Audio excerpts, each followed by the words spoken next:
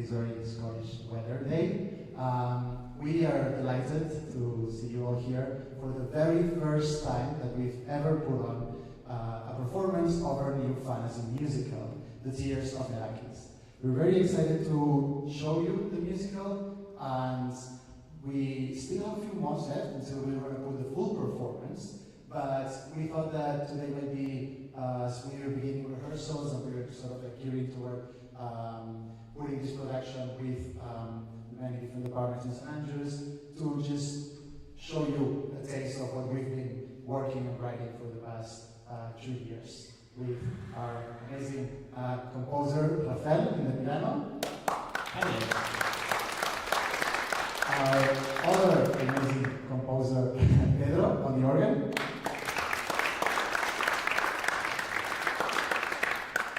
And our other amazing composer Monica, who will be assisting Rafael on the piano as well.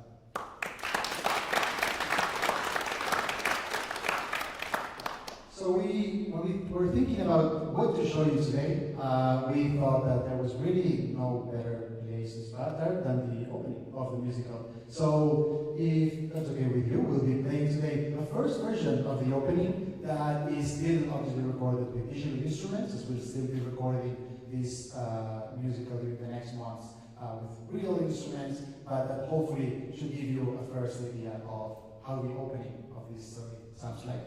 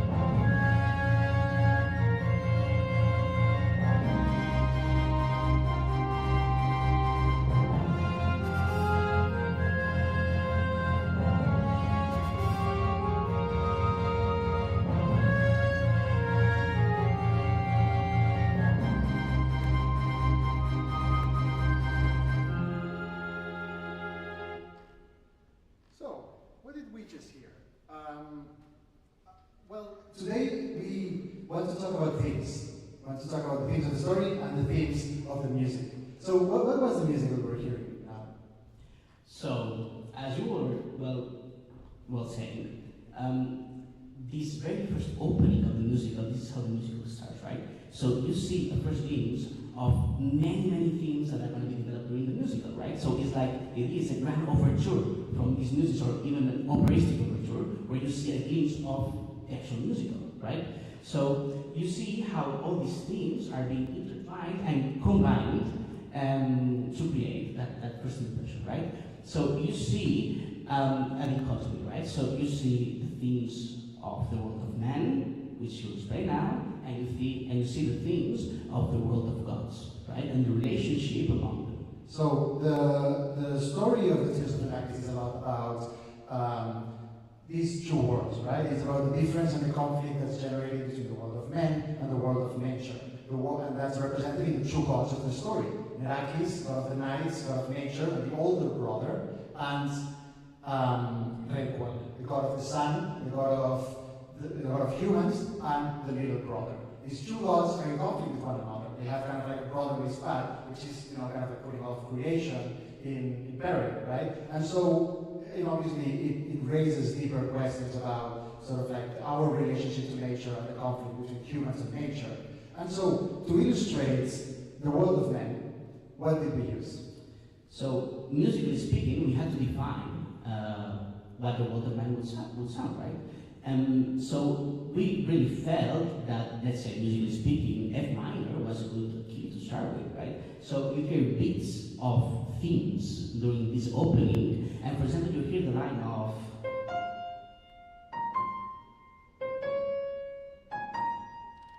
right? Does it ring the bell of what you heard? Yeah. So basically, this is a first glimpse of what later is going to be developed as the theme of man, right?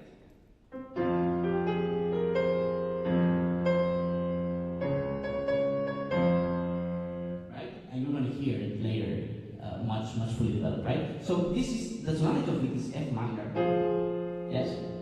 And we're going to see, I can jump into Galante if you want. Yeah, exactly. So Galante is our protagonist. She starts in the world of men, but she doesn't like the world of men. She has this conflict between the two worlds, and she has this desire to be a part of nature, to be a part of this other world of memes and magical creatures that she sees. And so, she is in F minor as well, because she is part of that world, but how does that longing translate in her case? So, if you have in mind any let's say war themes or epic or superhero themes, you use fourths and fifths, right? So that's how we begin. It's the world of man. We have a king, and we have the warriors of his kingdom, right? So that's why we start with that fourth, right? But how about Galante? So Galante should be in that same world, F minor. She becomes the world of man, right? But instead of starting with the fourth, we're gonna make her start with the minor sixth. And you have already heard Galante's theme at the very beginning of the opening, and it goes like this.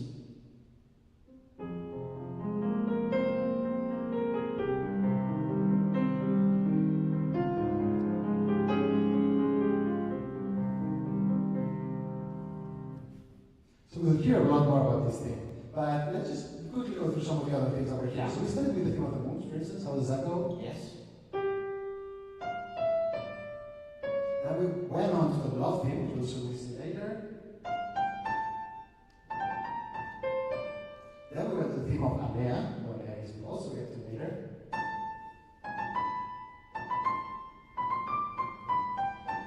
And then there was the main theme, right? The thing that Pedro was playing on the organ. We call this theme, and it was sort of like the main one, the one that was taking all the power of the organ, and all the orchestra was playing. This is a theme that's the first one that we ever composed. We call this the invocation theme. And it is because it's a theme that plays when there's a mortal, there's a dress in a god. That's praying maybe, complaining maybe, that's sort of like has this relationship, and especially with Galante to Nerakhis. Right? So how does that thing go?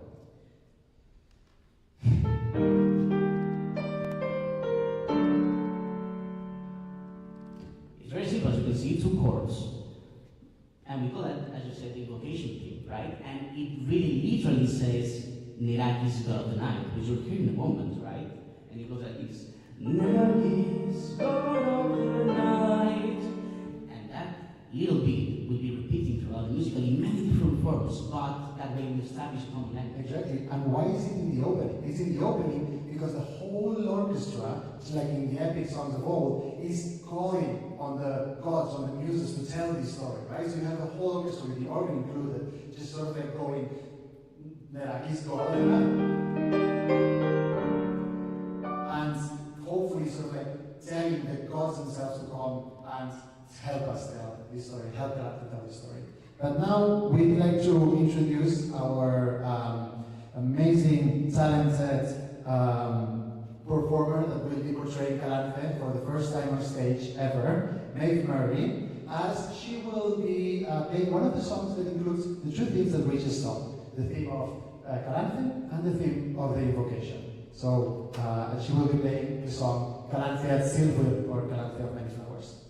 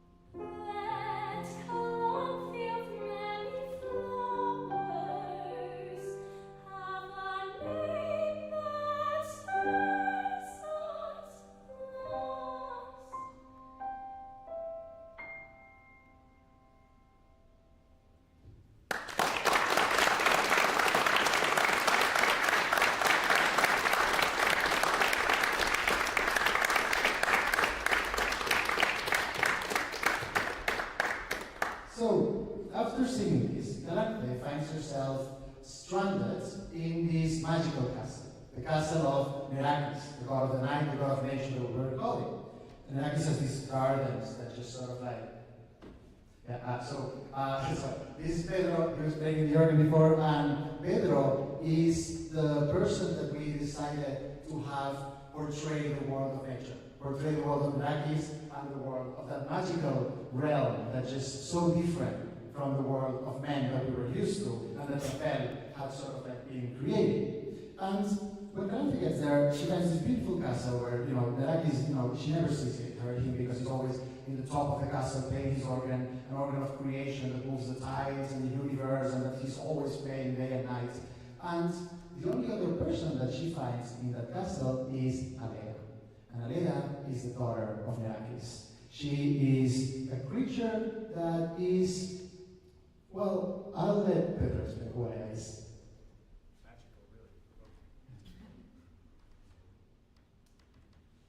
Hi, my name is Petro, and Alea is quite different in that she portrays and she represents what is the night, what is all nature. So she's characterized by a lot of very elongated chords, everything's a bit more rubato. But then with the keys that we chose, there's also a lot of kind of melancholy moments. All of her leitmotifs are quite dark compared to Calanthe, because we have to make a clear distinction between the human world versus the natural world. So with a lot of the music that we composed for Alea, it's very, very different, and it's quite contrasting with Calanthe's themes. And throughout the musical, we weave them together to create a contrast between the worlds. Exactly, yeah. Alea is the daughter of Nerakhis. She was created sort of like as a response to Rayquel, god of men creating men, and kind of being like, I did something better than you. I created something that has conscience and does it better than all the nature things you did. So Nerakhis said, I'm going to take all of nature and condense it into this perfect creature that's kind, that's innocent, that's pure, and that concentrates everything that nature is. To do that, he went to the top of the highest peak of the highest mountain, and he took a single flower from there, and for thousands of years, he sculpted Alea with the dew of the tears, or the dew of that flower. And that's how Alea was born. How does Alea sound, Pedro? I'll play a bit of music. Her themes, it's called Alea, Alashi, I don't know if I'm pronouncing that correctly, which is Alea's snow hair. And melodies are quite simple, sort of the chord structures, and you'll see how I kind of weave them with other themes.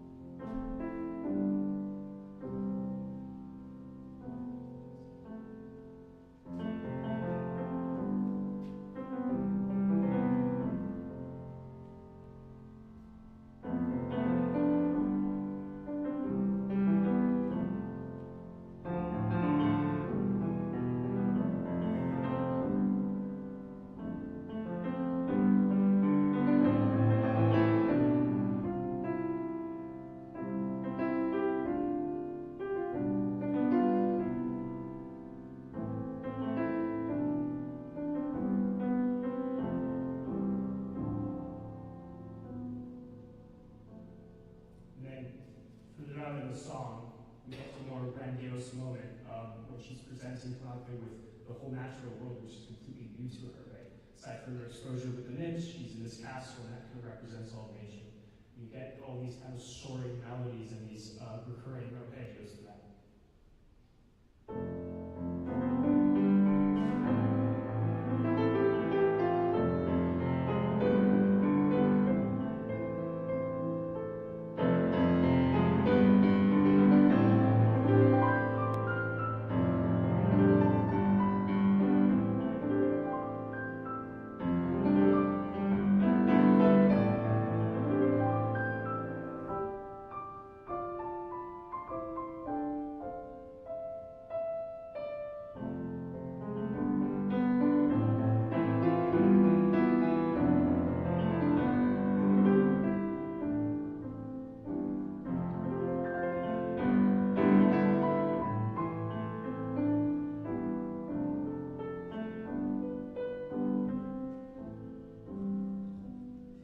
Beautiful melodies, Platero.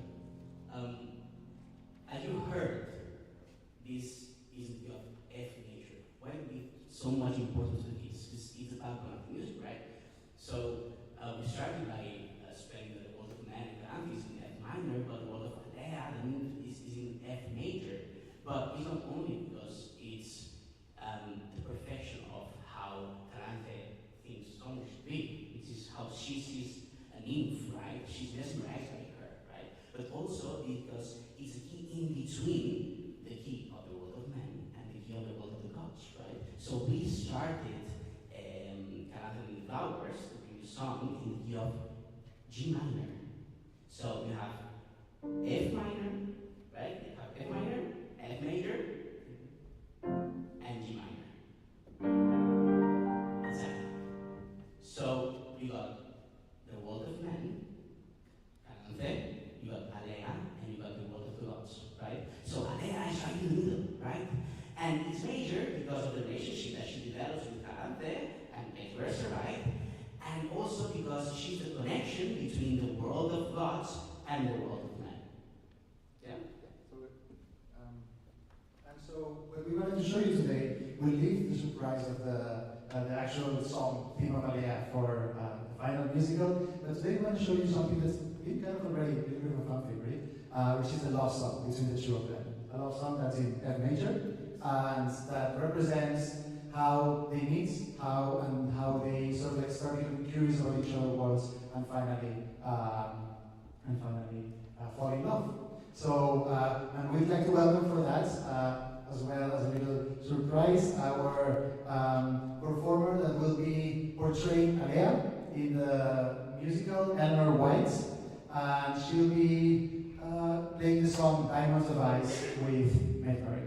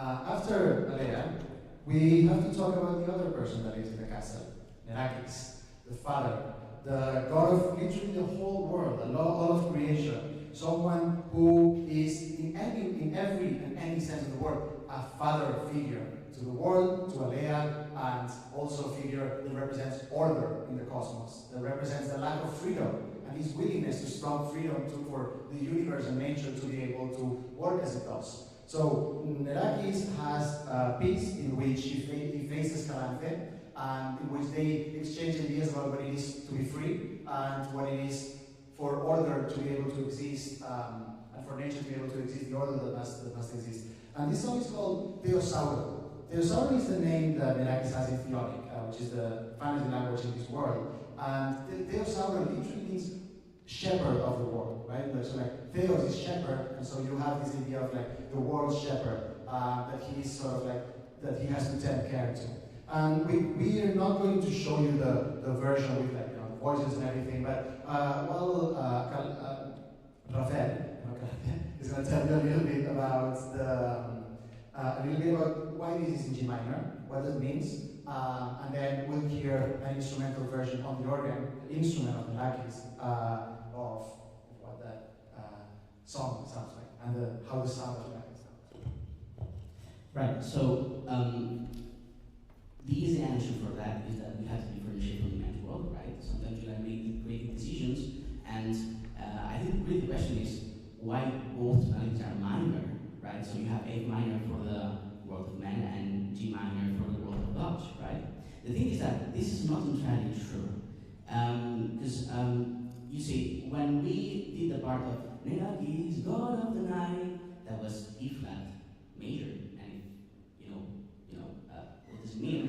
The relationship between E flat major and D minor is direct, right? So it establishes a world, but it's not a definitive world, right? So another important thing is that, and you're going to see now when Pedro will play now, is that Nerakhis' world and song and way of expressing is very much mathematical, very articulated, very, I create the world and it should be as it is, right? So Nerakhis' instrument is the organ, right? So he literally creates a world with his music. Whereas we're going to see later his brother, how he does it.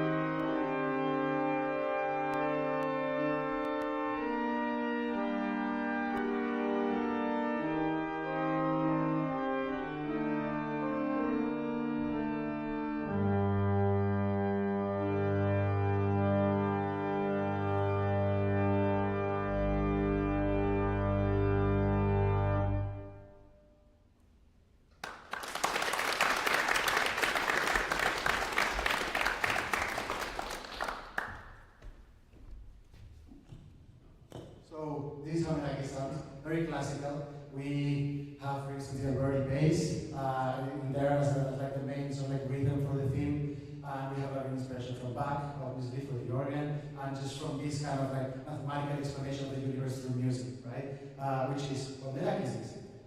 And then we have his brother. His brother is young, he's fiery, right? He's literally the sun, so you know, pretty strong character. A bit more lazy because the only thing he did was men, and it was to kind of like make the image of the gods, which causes a lot of trouble. And he's, you know, it's kind of like he's a bit more of a troublemaker, and he's also the sun, right? So he's a very, you know, we didn't want to go for like more classical inspirations. Instead, we were looking at other inspirations from southern places in the world that we're like familiar with, and that we thought had more relationship with the sun. So we went to Cuba, and we made a Cuban song. And this is how Ray was out in his song.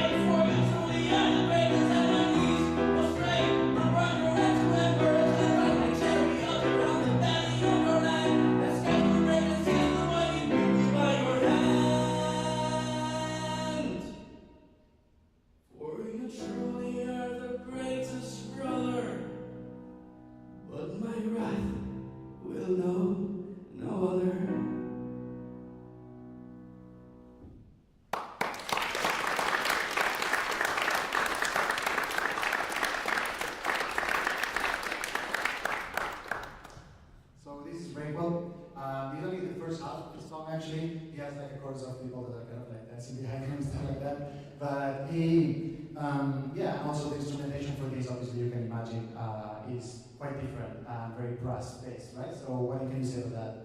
Yeah, it's gonna be. Stop singing for a while.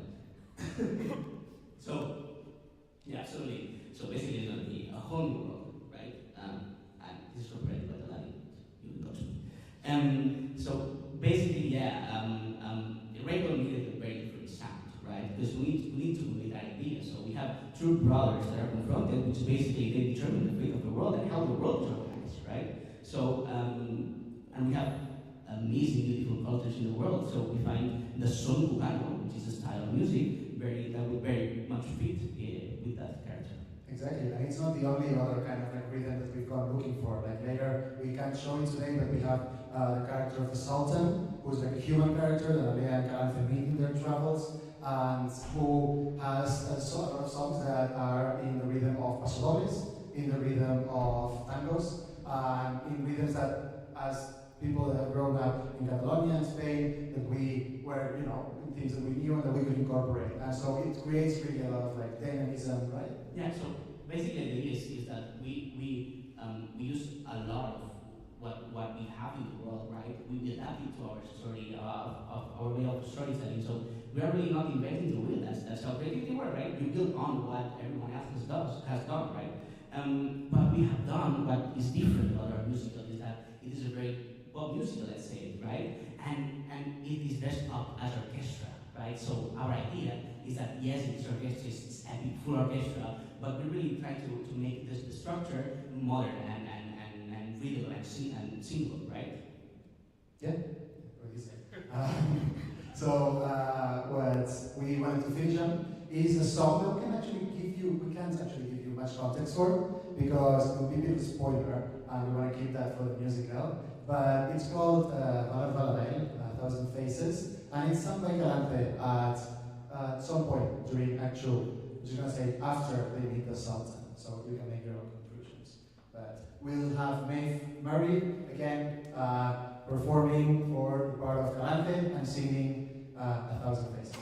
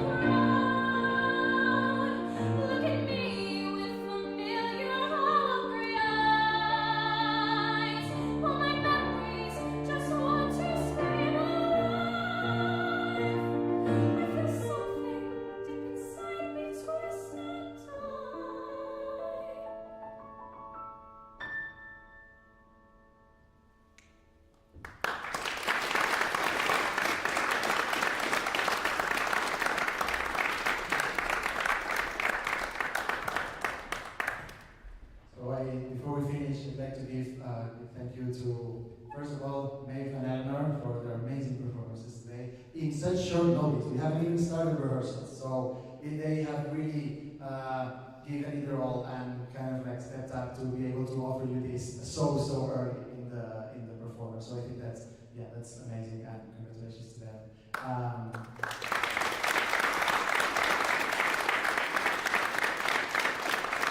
I would also like to thank Rafael and Monica, who have flown all the way from Barcelona to be here this weekend to perform for you here today and then this Sunday on our first read-through with the whole of our cast. And thank you to Pedro as always for his amazing talent and performance. And we finally also wanted to tell you that this concert was free, but there's a donation that you can give to Music for Hospitals and Care that we encourage you to give. Finally, if you're curious about this after watching this and you want to know a bit more about the project, follow us on our Instagram or on YouTube, Studio Platero. And if you have any questions, just come ask us after. We'll be very happy to talk about it. So again, thank you very much. And if Nathan and Eleanor want to come up, thank you very much.